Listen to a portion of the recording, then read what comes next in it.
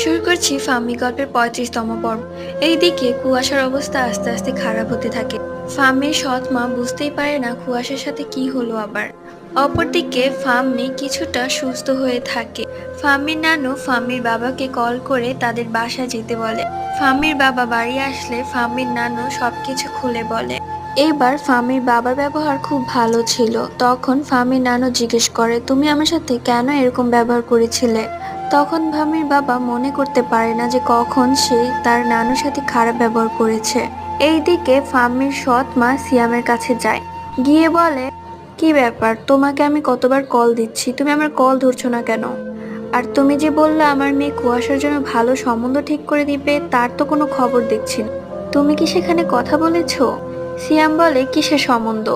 আমি যা করেছি শুধু আমার প্রতিশোধ নেওয়ার জন্য করেছি। আর আপনার কালো মেয়েকে কেই বা বিয়ে করবে? পরবর্তী